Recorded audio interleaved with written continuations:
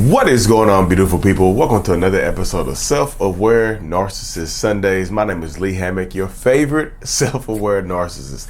In this series, y'all, we talk to the narcissistic people out there. I go over my therapy journey, how I've gotten to the point where I am now after 6 years of psychotherapy and a lot of personal development. Today's episode is going to be about how narcissists, in order to get better, in order to improve themselves and improve their own lives and the lives of others around them, is to stop playing the victim. They have to. They absolutely have to stop playing the victim. There's no other way around it. And like, what I mean by stop playing the victim is like, look at yourself. Look at where you are with your life right now. You might be financially successful, but you're emotionally bankrupt. Your relationships are bankrupt. Like you have you might be good financially. You might have a great life overall from the outside looking in. People might want your life, but internally, you want other people's lives. You are not happy internally. You see what I'm saying? That happens all the time, and a lot of times it happens to narcissistic people because we play the victim. It's always somebody else's fault. Why we are the way we are, how we got here, what is going on inside of our lives. And not every narcissist has financial success. So some people are not even financially successful and are also emotionally in relational bankrupt. Is relational a word? I think relational is a word, y'all. Relational, I think bankruptcy. Relational bankruptcy. We're gonna create a word today. Y'all know what I mean. But that happens all the time in these spaces. Like you get a narcissistic person, right, that is emotionally bankrupt, and they blame everybody else for how they get here. Like, you have to stop blaming other people. It means you have to be able to take a look in the mirror and say, yes, it is my fault. Not to anybody else. This is not for anybody else. This is for you. You have to take a look in the mirror and say, it is my fault. It is my fault. This happened because of something that I myself have done. Because if you're not able to do that, you're going to buckle under the pressure and you're going to keep blaming everybody else. You have to turn the mirror to face you. You have to. Because playing the victim has gotten you far. Are you happy with your life right now? Your partner might be ready to leave you. You might be, all your other relationships with your family members and friends are falling apart. Are you happy right now? Are you happy with where you are? Because I know I wasn't happy with where I was, and it was always somebody else's fault, right? It was always somebody else's fault why I was feeling the way that I was feeling, why I was behaving the way I was behaving, why I was acting the way I was acting. It was always somebody else's fault. It could never be me, right? Just like it might can never be you. Hey, it's your fault. Hey, I wouldn't have started acting like this if you would have started acting like that. Really? Was your reaction warranted? Ask yourself. We have to. And I say we because I'm a narcissist. I have narcissistic personality disorder. Yes, I'm in therapy. But I still sometimes play the victim, and it takes a little while for me to turn the mirror on myself and just ask myself, like, how do we get here?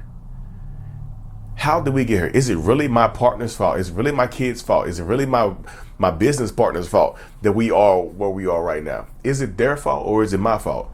I have to be able to turn the blame on myself, because if I'm not, I have to control what I can control. Just like you watching this video have to be able to control what you can control. You can control taking accountability. I know it hurts. I know it hurts.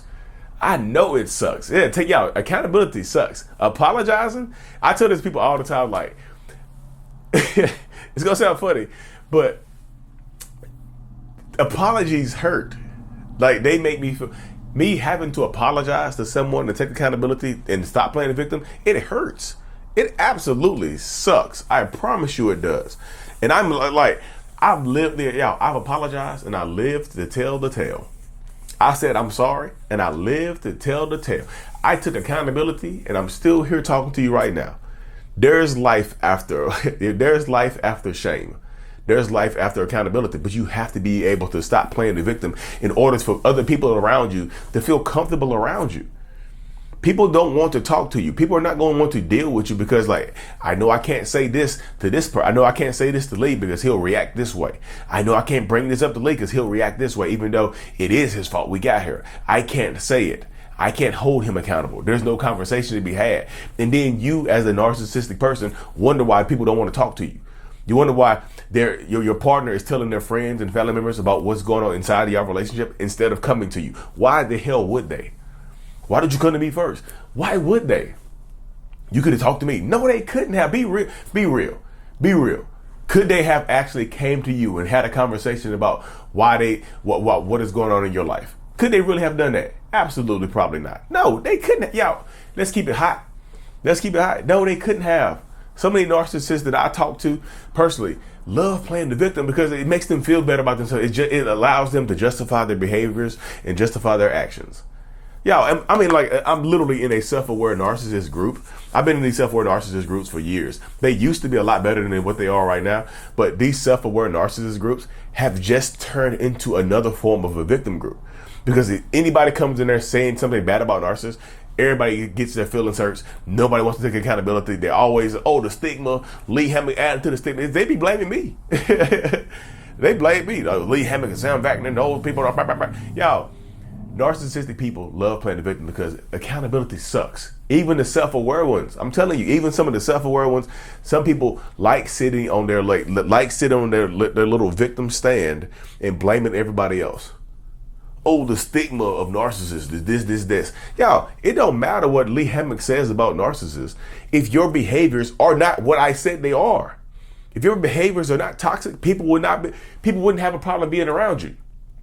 If you weren't manipulative or abusive or toxic or a liar or a gaslighter, people would have no problem being around you, right? But somehow that's my fault. Somehow that's Sam Wagner's fault. Somehow that's any raw motivations, Ben Taylor. Somehow that's our faults for pointing out toxic behaviors and turning the mirror on it. And people hate it.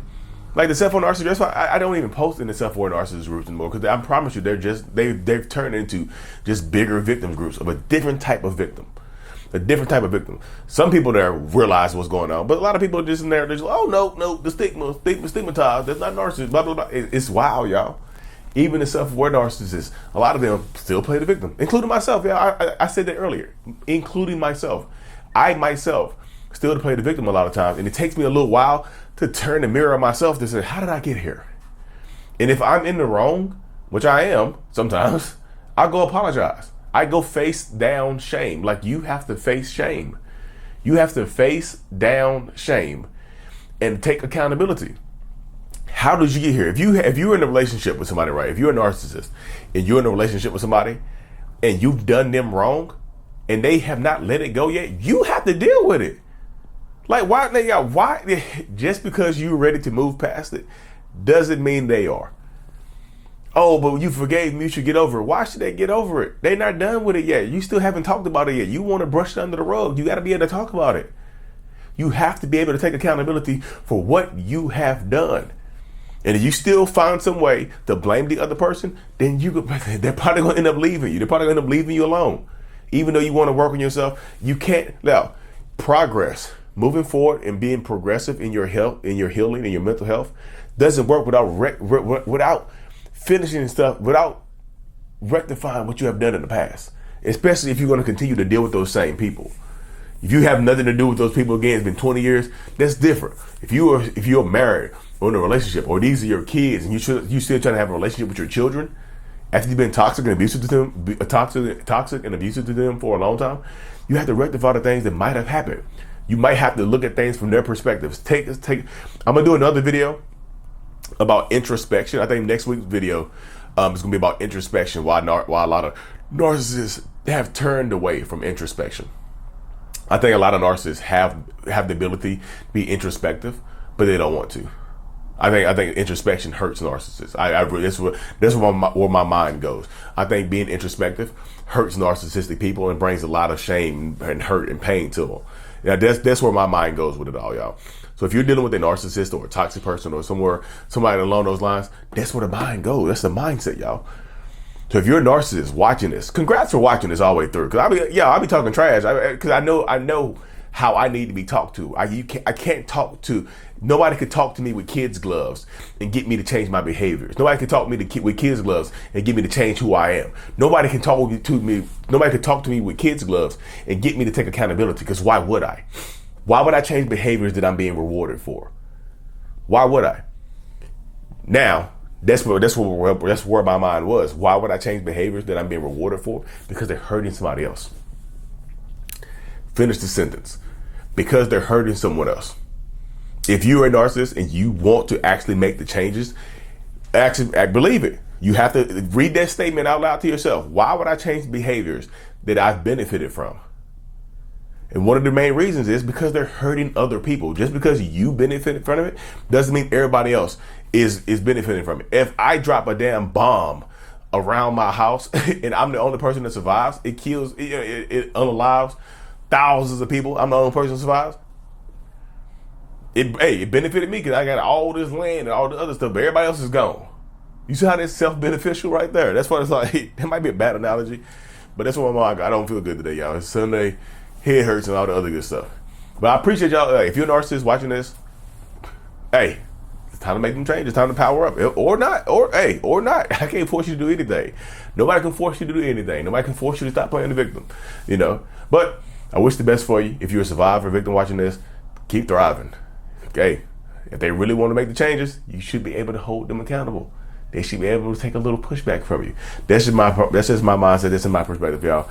Make sure you like and subscribe. But the healness is up. Peace.